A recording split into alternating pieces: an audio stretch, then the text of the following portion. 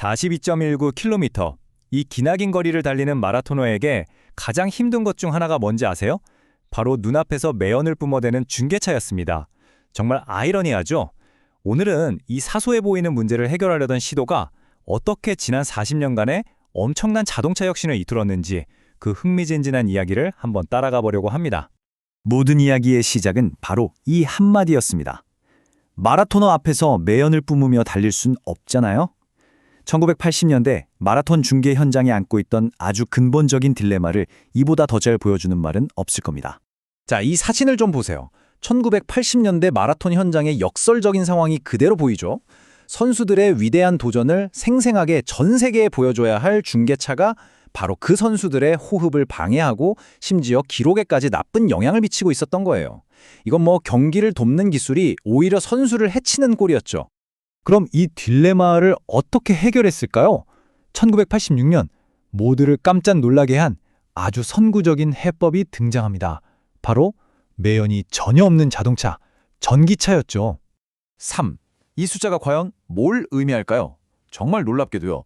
우리나라 최초이자 전 세계에서 세 번째로 개발된 전기차가 바로 이 마라톤 중계를 위해서 탄생했다는 사실입니다. 일반 소비자용이 아니라 오직 선수들을 위해서 말이죠. 이 이야기의 첫 번째 주인공을 소개합니다. 바로 베스타 EV입니다. 기아와 KBS가 손을 잡고 만든 이 차는요, 80년 아시안게임에서 매연 없는 중계라는 당시로서는 거의 불가능해 보였던 미션을 해결하기 위해 태어났어요. 그때 배터리 기술은 정말 걸음마 단계였고 전기차는 거의 공상과학 소설에나 나오는 얘기였거든요. 그러니 이게 얼마나 대담한 도전이었는지 짐작이 가시죠? 당시 신문 광고를 보면 그 역사적인 의미가 고스란히 느껴집니다. 국내 최초, 세계에서 세 번째로 개발되었습니다. 이 문구에서 그 시대의 기술적 자부심이 막 뿜어져 나오는 것 같지 않으세요? 와, 정말 대단하죠? 이 베스파 EV는 1986년 아시안게임을 넘어서 2년 뒤 1988년 서울 올림픽이라는 전 세계인의 축제에서도 그 역할을 아주 성공적으로 해냈습니다. 매연 한 점 없이 선수들과 나란히 달리는 이 장면은요, 기술이 어떻게 인간을 도울 수 있는지를 보여주는 상징적인 모습으로 전 세계에 아주 깊은 인상을 남겼죠. 그런데 말이죠, 베스타 EV의 성공은 그냥 한 번의 멋진 이벤트로 끝나지 않았습니다. 이 혁신은 기아가 앞으로 40년에 걸쳐서 이어갈 아주 긴 전기차 여정의 시작을 알리는 그런 신호탄이었던 거죠. 이 타임라인을 보시면 그 40년의 여정이 한눈에 들어옵니다. 1980년 베스타 EV에서 시작해서 93년 대전 엑스포에서 콘셉트카를 선보이고 2010년대에 드디어 본격적인 양산 모델로 이어졌습니다. 그리고 마침내 2026년 새로운 세대의 중계차가 그 역사의 바통을 이어받게 됩니다. 자, 그렇다면 40년이라는 세월이 흐른 지금 베스타 EV의 그 혁신적인 유산은 과연 어떻게 이어지고 있을까요? 그 첨단 기술의 계승자 PV5를 지금부터 만나보시죠. 바로 기아의 PV5입니다. 와, 이 미래지향적이고 세련된 디자인만 봐도 지난 40년간 기술이 얼마나 발전했는지 그냥 한눈에 느껴지네요. 이 차가 바로 다음 세대의 마라톤 중계의 새로운 표준이 될 겁니다. 자, 여기서부터가 정말 흥미로운 지점입니다. 예전에는 중계를 하려면 시끄러운 별도의 발전기를 꼭 가지고 다녀야 했거든요. 근데 이제는 그럴 필요가 전혀 없어졌습니다. 아니, 어떻게 그게 가능해졌을까요? 핵심은 바로 V2L이라는 기술입니다.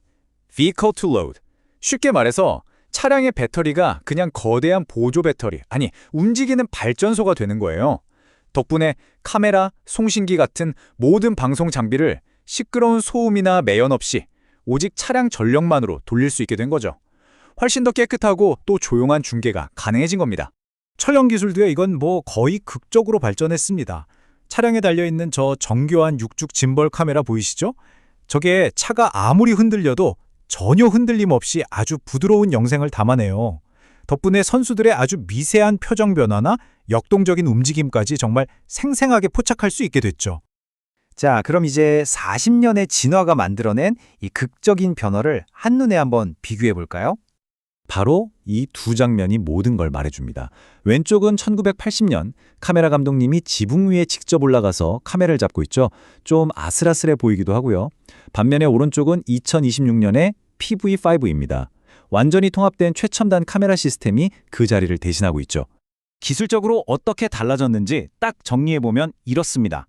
1세대 전기차에서 고효율 첨단 전기차로, 외부 전원에 의존하던 방식에서 V2L 자체 공급으로, 그리고 사람이 직접 조작하던 카메라에서 원격으로 제어하는 6축 짐벌로, 뭐 하나 빠짐없이 모든 면에서 혁신적인 발전을 이룬 거죠. 그래서 이게 핵심입니다. 단 한 명의 마라톤 선수가 숨쉬기 편하게 해주려는 그 작은 고민에서 시작했던 특별한 도전이 이제는 우리 모두를 위한 지속가능한 미래, 지속가능한 기술이라는 훨씬 더 큰 비전으로 이어진 거예요. 그러니까 하나의 작은 문제가 거대한 EV 혁명의 씨앗이 된 셈이죠. 이 문구가 그 40년의 여정을 아주 잘 요약해주는 것 같습니다. 특정 문제를 해결하기 위한 혁신이 어떻게 세상을 바꾸는 거대한 기술의 시작점이 될 수 있는지를 명확하게 보여주네요. 한 선수가 겪는 불편함을 해결하려는 노력이 40년에 걸친 이런 놀라운 기술 혁신을 만들어냈습니다.